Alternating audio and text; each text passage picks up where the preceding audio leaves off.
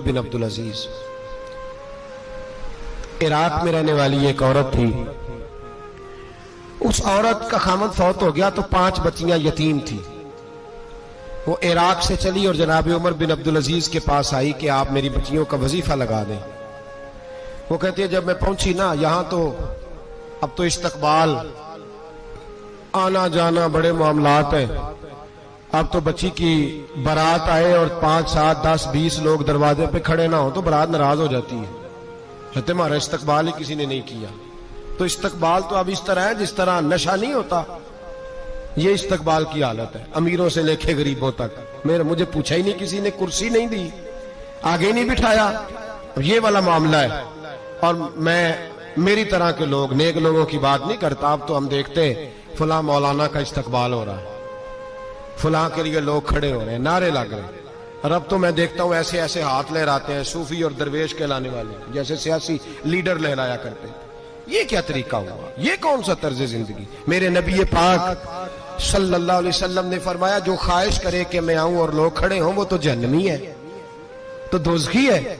सारे वही तरीके हम इख्तियार करते जा रहे हैं, वही प्रोटोकॉल है हर जगह। वो लोग जिनके दरवाजे खुले होने चाहिए थे वहां भी हर वक्त के लिए मामला तय हो गए। याद रखें मेरे नबी पाक अलैहिस्सलातु सलाम ने जो तालीमात दी, हजरत उमर बिन अब्दुल अजीज रहमतुल्लाह ताला अलैह। औरत कहती है मैं पहुंच गई, मैंने लोगों से पूछा घर कहां है, तो कहा वो जहां बोरी लटक रही है ना बाहर, टाट का पर्दा लगा हुआ है, वो हजरत उमर बिन अब्दुल अजीज का घर है। कहती है मैं दरवाजे पे दस्तक दी, एक औरत ने दरवाजा खोला तो मुझे बीबी जान के अंदर बुलाया। तो उनके घर के अंदर जब मैं दाखिल हुई तो बड़ा सारा सेन था, एक जानिब कुआं लगा था, एक तरफ एक बड़ा दरख्त था और एक छोटा सा बनाई हुई थी जगह बर्तन धोने के लिए। और बीबी ना बर्तनों को मिट्टी लगा के साबुन लगा के बैठी हुई थी, काम कर रही थी वो औरत। मुझे उसने दरख्त के नीचे बिठाया, पानी पिलाया। कैसे आई हो? मैंने कहा अमीरुल मोमिनीन से मिलना है। कहने लगी बैठो थोड़ी देर में आ जाते। कहती थोड़ी, मैंने समझा घर की कोई मुलाजमा है, मैं बैठ गई। थोड़ी देर गुजरी, फिर दस्तक हुई। उस बीबी ने उठ के दरवाजा खोला तो जब वो शख्स अंदर आए तो कहने लगी बड़ी देर से बर्तनों को साबुन लगा के बैठी हूं, कहां रह गए थे? कहती है वो साहब कहने लगे बस जरा मसरूफ हो गया था। दौड़े गए, कुएं से पानी निकाला, बीबी को दिया, उसने बर्तन धोए। कहती है फिर थोड़ा सा सिरका और एक रात की रोटी वो लाई, उस शख्स ने खाई। मैंने कहा कि ये दोनों घर के मुलाजम हैं, मियां बीवी काम करते हैं। जब वो खाना खा चुके तो वो औरत मेरे पास आई, कहने लगी उठ के मिल लो अमीरुल मोमिनीन से। मैंने कहा कौन अमीरुल मोमिनीन? तो कहने लगी कब से तो आए हैं, ये जिसने कुएं से पानी निकाला यही मुसलमानों का अमीर है, और ये जिसने दरख्त के नीचे बैठ के सिरके से रोटी खाई है यही है। ये फरिश्तों की दास्तान नहीं, ये वो लोग हैं। मैं रात को भी कह रहा था एक जगह पे कि ये लोग जो है ना जिनका आप रोज शिकवा करते हैं हुकूमतें बड़ी खराब हैं, ये कोई नहीं खराब, बिल्कुल खराब नहीं। जितने सियासी लीडर हैं सारे सही हैं। खराब वो लोग हैं जो इन्हें वोट दे के लीडर बनाते हैं, बिल्कुल खराब नहीं। मैं तो इनके हक में होता जा रहा हूं। नाराज हो गए ना आप लोग?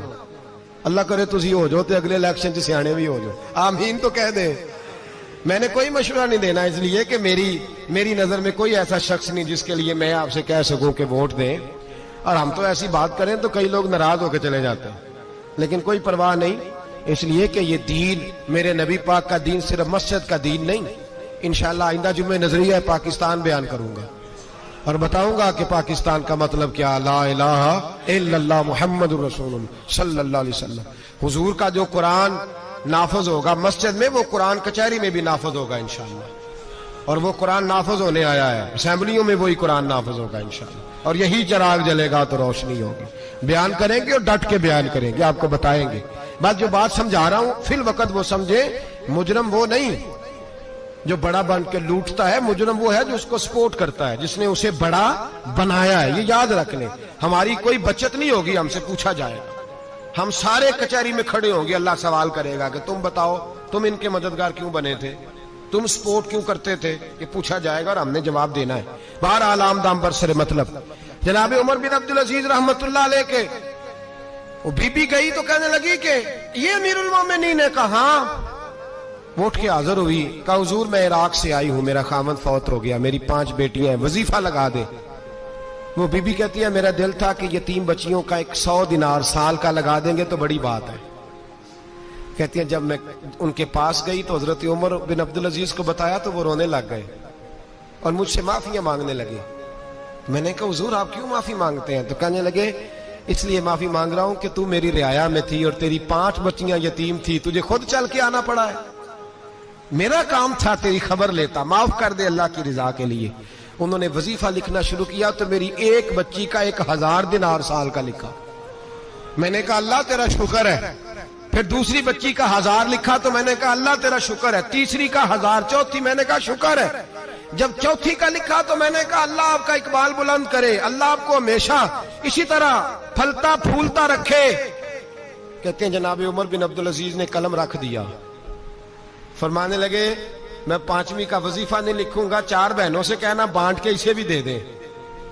कहा हुजूर क्यों? आप फरमाने लगे जब तक तू अल्लाह का शुक्र अदा कर रही थी मैं भी रब से जुड़ा हुआ था और अल्लाह से डर के लिख रहा था। अब तूने मेरी तारीफ की है, अब मेरी जात आ गई है, अब मैं अगर ये वजीफा लिखूंगा तो इससे अल्लाह राजी नहीं होगा, इससे मेरे नफ्स में रिया पैदा होगी। अब मैं 5वीं का नहीं लिखूंगा, जा और जाके इराक के गवर्नर को दे। बीबी कहती है मैं घोड़े पे बैठी और मैं चंद दिनों के बाद इराक पहुंची। जब सवेरे आके मैंने वालिए इराक को रुका दिया तो वो चीख मार के रोया। मैंने कहा क्या हुआ? तो कहने लगा बीबी आज रात को हजरत उमर बिन अब्दुल अजीज का इंतकाल हो गया, फौत हो गया, तो इंतकाल कर गए। कहती मैं भी तड़प के रोई। मैंने कहा मेरी यतीम बच्चियों का क्या बनेगा? तो वो गवर्नर कहने लगा तेरे वजीफे जारी रहेंगे, तुझे मिलते रहेंगे। तो कहने लगी कैसे? कहने लगा मैं अगर तो गवर्नर रहा तो तेरा वजीफा जारी रहेगा और अगर गवर्नरी से उतर भी गया तो मैं जाती तौर पे मालदार हूं, फिर भी तेरी बच्चियों के माहाना पैसे पहुंचते रहेंगे। मैंने कहा तू क्यों देगा? कहती मैं रो पड़ा।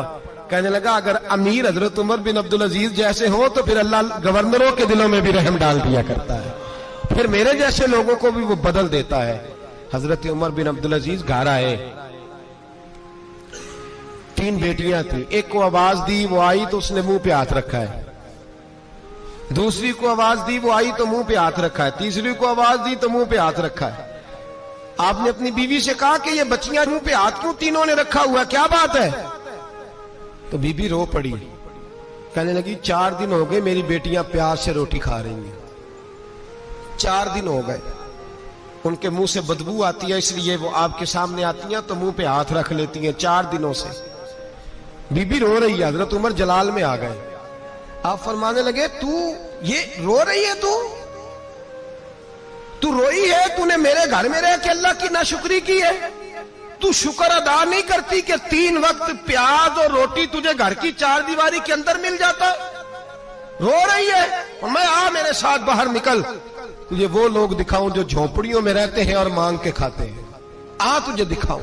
इतनी नाशुक्री कि घर के अंदर प्याज पहुंच रहा है, रोटी पहुंच रही है और तू कहती है मेरी बेटियां प्याज से खाती हैं, शुक्र कर फाके नहीं काटने पड़े।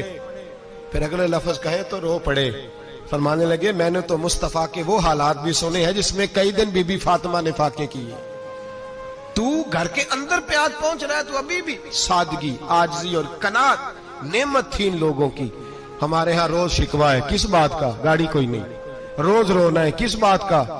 बंगला कोई नहीं। रोज रोना है, किस बात का? बैंक बैलेंस कोई नहीं। 10 जोड़े क्यों नहीं ईद पे आए? और ये सिर्फ औरतों का मसला नहीं, हमारे अंदर भी ये बात बदरजे औला। हम रोज अपने आप को मिस्कीन कहते हैं, गरीब कहते हैं, लाचार कहते हैं, मजबूर कहते हैं।